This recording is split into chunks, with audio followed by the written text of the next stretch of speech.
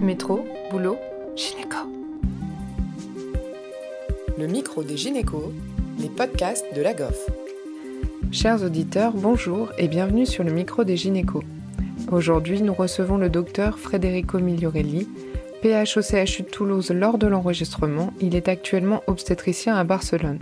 Federico a publié une thèse d'université sur la prédiction du risque de césarienne chez les femmes déclenchées, et c'est à ce titre qu'Océane le reçoit aujourd'hui pour parler du déclenchement. Bonjour Federico et merci d'avoir accepté de participer à notre chaîne podcast. On est ravis de te recevoir aujourd'hui pour discuter des facteurs et des modes de déclenchement du travail. Concernant les facteurs pronostiques du déclenchement du travail, est-ce que tu peux nous expliquer un petit peu plus précisément quels ils sont ? Bon, merci Océane et merci de m'avoir invité. Moi, je suis aussi ravi d'être là et de pouvoir parler de ce qui est mon sujet. En fait, j'espère de ne pas trop vous ennuyer en vous parlant de déclenchement. En fait, les soucis de la prédiction du déclenchement, c'est quelque chose qui a intéressé énormément d'obstétriciens dans le passé et dans le présent aussi.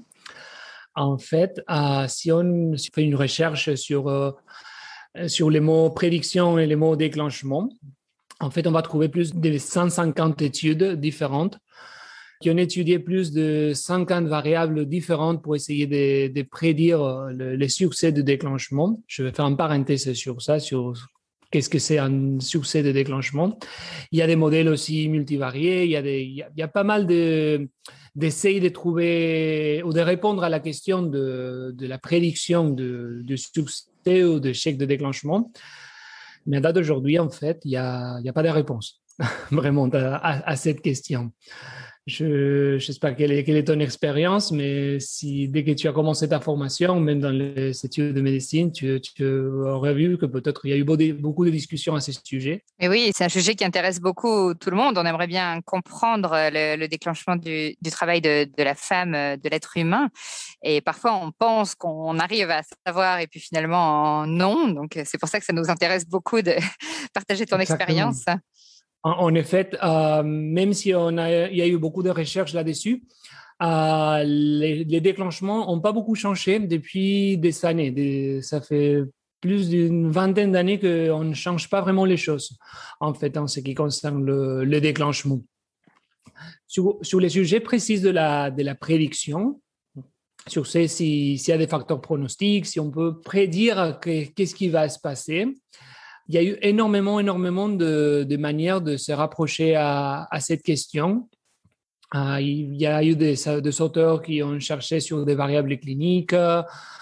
La plus connue, en fait, c'est le score de Bishop, que je pense que tout le monde connaît. Ça fait plus de 60 ans qu'on utilise, en fait, le score de Bishop. Mais en fait, aucune de ces variables cliniques montre une sensibilité, une spécificité suffisante comme pour pouvoir recommander une attitude différente au déclenchement à une femme et de façon individualisée.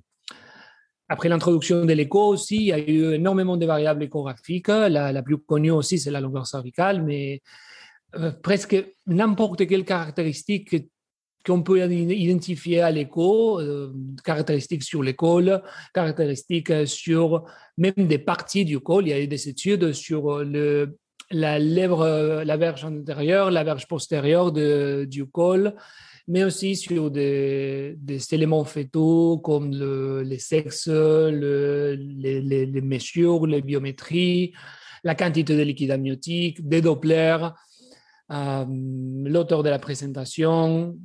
Il y a aussi des variables biochimiques et des variables biophysiques comme la fibronectine ou l'élestographie cervicale.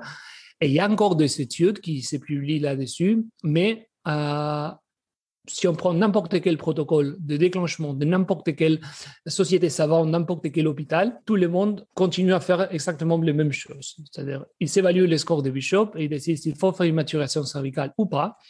Et voilà, il s'y lance. C'est-à-dire, il n'y a aucune patiente qui a recommandé de faire une césarienne, au moins par protocole, à cause d'une variable de prédiction. Ça nous dit en fait que la question n'était pas répondue encore. Je ne sais pas, même pas si on va jamais arriver à la répondre, avec au moins de la façon qu'on se rapproche à cette question à date d'aujourd'hui. Et est-ce que par contre, certaines équipes ont quand même pu proposer des modèles de prédiction en dehors du score de Bishop? Je pense qu'il y a encore beaucoup d'équipes qui se basent sur le score de Bishop, n'est-ce pas? Les scores de Bishop, c'est un petit peu la première étape de tout protocole de déclenchement, mais pas pour la prédiction, c'est juste pour choisir la méthode de déclenchement. Si tu veux, c'est pour surtout décider s'il faut faire une maturation cervicale ou pas. Mais sur la prédiction, vraiment, personne ne l'utilise comme ça. Il y a eu des études, il y a eu des équipes qui ont essayé de faire des modèles de prédiction. Comme tu sûrement sauras, à chaque fois que tu rajoutes des variables, non, et tu essaies d'évaluer plusieurs variables pour faire la prédiction d'un outcome, d'un résultat, tu augmentes ta capacité prédictive, en fait. Il y a des équipes qui ont évalué avec des études rétrospectives, mais avec beaucoup de participants qui ont essayé de développer des modèles. Mais ça n'intégrait pas les données échographiques ou les variables biophysiques parce que, en fait, ça se fait pas ça se fait pas en routine. Donc, du coup, sur le dossier clinique, il n'y a pas ces informations. Et sur les groupes qui ont fait de façon prospective, il y a eu l'intégration de l'écho. Et en fait, avec l'écho, on a amélioré un petit peu la capacité prédictive. Cependant, le meilleur modèle disponible à date d'aujourd'hui, que ce sont des modèles qui intègrent 4, 5, 6 variables max, n'ont pas une puissance suffisante, en fait, pour prendre des décisions. C'est-à-dire, on peut se trouver des modèles qui, a priori, semblent assez corrects, avec des capacités prédictives au-delà de 80%. Mais quand on essaie de les intégrer dans la pratique clinique, les problèmes, c'est qu'on ne sait pas vraiment comment on devrait les utiliser. Parce que là, c'est une discussion un petit peu plus supplémentaire, si tu veux, mais quand on fait face à la prédiction, on veut prédire les résultats de déclenchement avec quel objectif? C'est quoi c'est qu'on cherche quand on veut décider si on doit déclencher ou pas? Alors moi, je dirais on voudrait s'assurer de la voie d'accouchement, que finalement, que la patiente réussisse à accoucher par voie basse, mais aussi du succès du déclenchement, c'est-à-dire qu'elle ne reste pas 3 jours à contracter sans qu'il ne se passe rien. Bon, ça c'est pour parler des succès des déclenchements, en fait. C'est quoi un succès de déclenchement pour toi, par exemple? J'aurais dit ces 2 paramètres-là, et puis après, peut-être aussi la satisfaction de la patiente. Les déclenchements, ce n'est pas toujours très bien vécu. C'est toujours très importante. Mais disons que les patientes, tu as un groupe de patientes qui supporteraient très bien un déclenchement d'une semaine de durée. Dans ce cas-là, je pense que vraiment, pour moi, ce serait réussi si à la fin, elle accouche par voie basse. Bon, tout à fait. Moi, à mon avis, par exemple, c'est pareil. C'est en fait que l'outcome le plus important, c'est la voie d'accouchement. Parce que finalement, c'est ça que la patiente s'emporte à la maison. Soit s'il a accouché par voie basse, soit s'il a eu une césarienne. Non, il a fait tous les déclenchements pour rien. Oui, bien sûr. Mm-hmm. Mais après, quand on regarde le déclenchement, surtout quand on fait un essai de prédiction, on évalue la patiente bien au début de notre déclenchement. Du coup, et on sait qu'au fur et à mesure que le travail avance, il y a beaucoup de raisons supplémentaires qui peuvent justifier une césarienne. Par exemple, si une patiente fait un déclenchement, arrive à 8 cm de dilatation et son bébé fait une bradie et tu dois faire une césarienne en urgence, c'est un échec de déclenchement? C'est vrai que ça, c'est une belle question. Oui, ça, c'est un des pires scénarios. Voilà, mais c'est très compliqué de répondre. Oui, c'est vrai. La patiente, tu la déclenches, non? Tu donnes du misoprostol, par exemple. Elle se met en travail. Rapidement, tu as la 12e dose de ton misoprostol. Elle est à 5 cm. Tu la passes en salle naissance. Tu as besoin d'un tout petit peu d'oxytocine. Mais très rapidement, elle arrive à dilatation complète, mais son bébé ne s'engage jamais. Et tu as du coup une césarienne après 4 heures en dilatation complète pour défaut d'engagement. C'est un échec de déclenchement. Est-ce que tes méthodes de déclenchement n'ont pas réussi à faire au mieux pour que la patiente accouche? Ou bien tu peux dire, OK, moi, les déclenchements, je l'ai très bien fait, mais bon, il y a d'autres situations parce que le bébé était énorme, par exemple, sur un bébé de 5 kilos. il ne va jamais l'accoucher, par exemple. Du coup, tu fais une césarienne à dilatation complète, c'est un échec de déclenchement ou pas? Oui. Je n'attends pas que tu me donnes la bonne réponse. Oui, oui. Ce que je veux dire, c'est qu'en fait, c'est très compliqué. Et en fait, il y a eu des discussions dans la littérature à ce sujet. Et on s'est posé la question même de qu'est-ce qu'on considère un succès ou un échec de déclenchement. Si on est très puriste, si on prend la définition la plus pure possible, on dirait que voilà, la patiente qui se met en phase active de travail a eu un succès de déclenchement, par exemple. Non, parce que finalement, tu as effacé son col, tu l'as mis en travail. Tu l'as mis dans la même situation qu'elle arriverait de la maison quand elle commence à avoir des contractions chez elle. Mm-hmm. Mais après, la patiente, elle peut arriver bien à être en phase active, mais si elle a une césarienne pour un défaut d'engagement, pour elle, finalement, c'est la même chose. C'est sûr. Elle a une césarienne, quoi qu'il arrive. C'est sûr. Donc, c'est très, très, très, très difficile à répondre cette question. Et je le laisse là pour que chacun réfléchisse. Oui. En tout cas, merci parce que c'était des belles pistes de réflexion. Bon, c'est vrai que c'est un sujet vraiment complexe.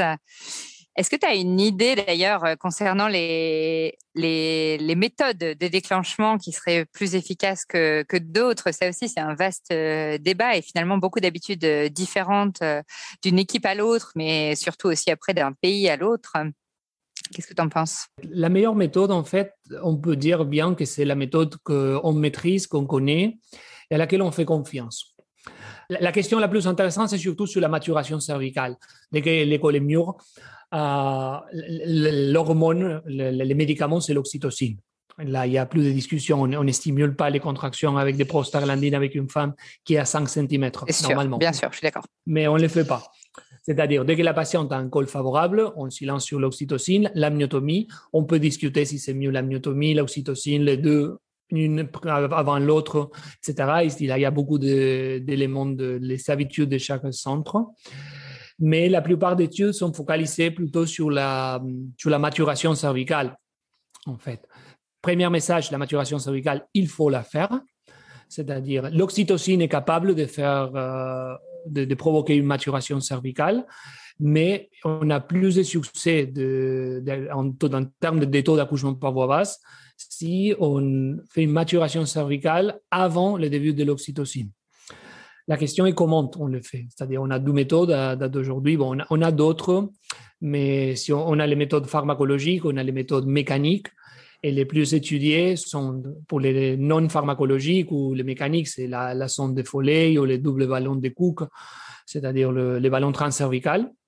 Et l'autre sont les prostaglandines, soit par voie vaginale, comme ça peut être les misoprostol ou l'adinoprostone, les propès, ou les prépidiles, c'est aussi de l'adinoprostone, le gel. Et aussi les misoprostol par voie orale, c'est aussi une possibilité. Après, il y a les dilatateurs osmotiques, ceux qui sont connus comme les dilapans, qu'on n'utilise pas toujours chez les femmes avec un fœtus vivant, mais que ça serait possible d'utiliser. Mais disons que la grosse discussion, c'est entre les ballonnets et les prostaglandines, misoprostol versus propès. Oui. Il y a encore énormément d'études, énormément de méta-analyses. C'est pas facile de faire ce type d'études parce qu'il y a beaucoup de biais, même si ce sont des études randomisées, il y a des biais introduits par les protocoles. C'est pas la même chose, par exemple, si on fait une phase de maturation cervicale de 12 heures, 24 heures, si on fait une séquenciation des méthodes de maturation cervicale, tu sais, il y a qui fait des ballonnets suivis d'un propès. Moi, j'ai travaillé dans un endroit qu'on faisait ballonner suivi d'un propès, suivi du prépidil gel. Et après, on s'est lancé sur l'oxytocine, c'est-à-dire jusqu'à 3 jours de maturation cervicale quand même. Et en fait, toutes les études un petit peu montrent que les 3 méthodes fonctionnent pareil. Il n'y a pas vraiment une grosse différence entre un ou l'autre. Et c'est pour ça qu'il faut travailler avec la méthode qu'on fait confiance. C'est-à-dire parce que si on travaille par exemple avec les ballonnets, mais on n'y fait pas trop confiance, on va l'enlever beaucoup plus tôt. on ne va pas les gonfler autant qu'on voulait, on ne va pas les mettre en traction, c'est-à-dire on ne va pas faire les choses comme il faut. Si on a peur de prostaglandine, par exemple, donc dès qu'on voit des petites contractions au niveau du tracé, même si la patiente ne le ressente pas, donc on ne donnera pas la 12e dose de misoprostol, on attendra, et du coup, il n'y aura pas l'effet de la prostaglandine, comme attendu en fait. Donc, nous, en tant qu'être humain, en tant qu'obstétricien, avec nos propres biais, avec notre propre expérience, on peut introduire des facteurs externes sur le succès ou l'échec d'un déclenchement. C'est pour ça que le premier message, c'est qu'on doit utiliser ce qu'on connaît et ce qu'on a l'expérience pour l'utiliser. Ceci dit, en fait, si on élimine tout biais, on peut bien dire que peu importe la méthode, les trois devrait fonctionner de façon plus ou moins équivalente.